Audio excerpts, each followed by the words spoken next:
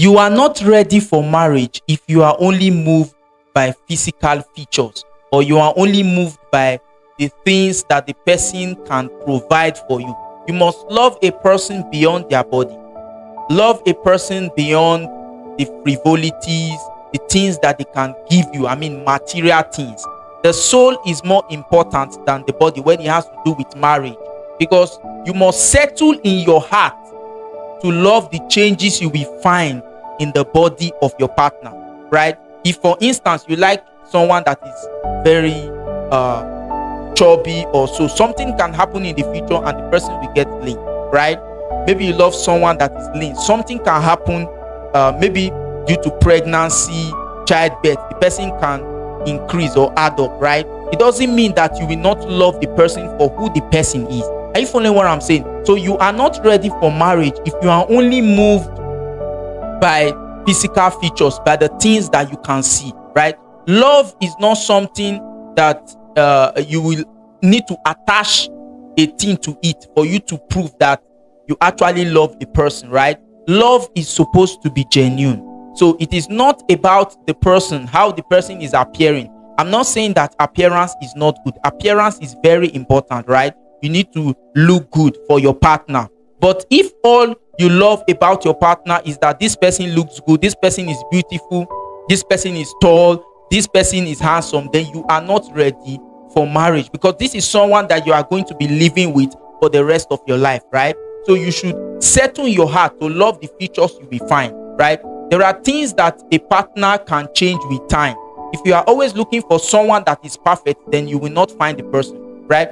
Everyone is on a journey of growth. Everyone is growing. So you will need to give your partner that time, that opportunity to grow in certain areas, right? Because that mindset that you are finding in your partner that you don't like may be as a result of the orientation the person received, an orientation from the school they went to, an orientation from the background they came out of, an orientation from the family or the lineage they came out from. So before you get married, look at the person, love the soul, love the personality of the person.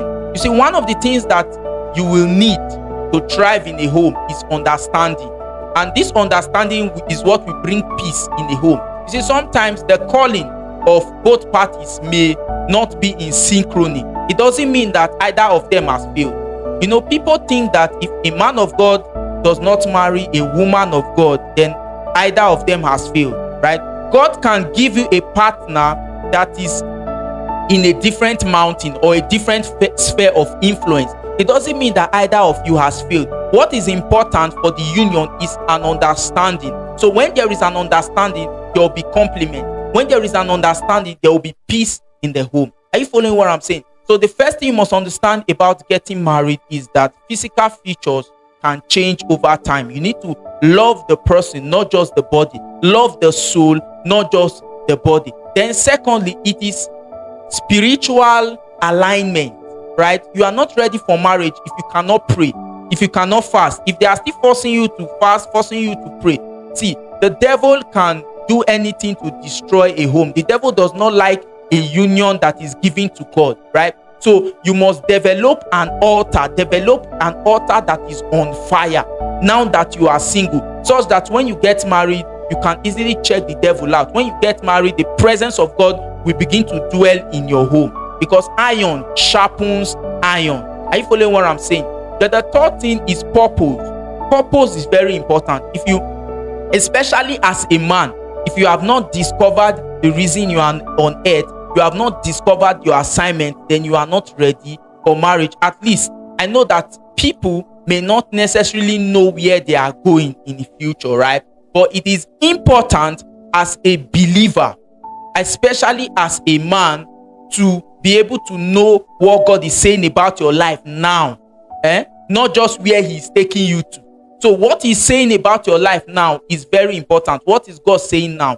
If you cannot hear God, you don't have any system to hear God, there is no divine revelation that is backing your life, then you are not ready for marriage, because it is not every partner that will be able to adjust to the changes in future, right? That is why understanding is very important. So if you understand your calling, then you can know the partner that is right, the partner that can fit.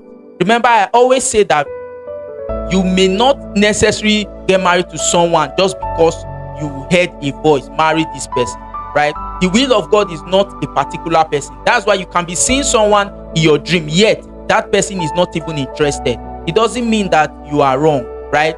It doesn't mean that you have failed, or it doesn't mean that your life will not produce results if you don't get married to that person, right? So it is not just a particular person, it is a kind of person that fits, a kind of person that can understand you, a kind of person that you can also understand, such that the relationship will be a mutual understanding. So that is the person that is fit for marriage.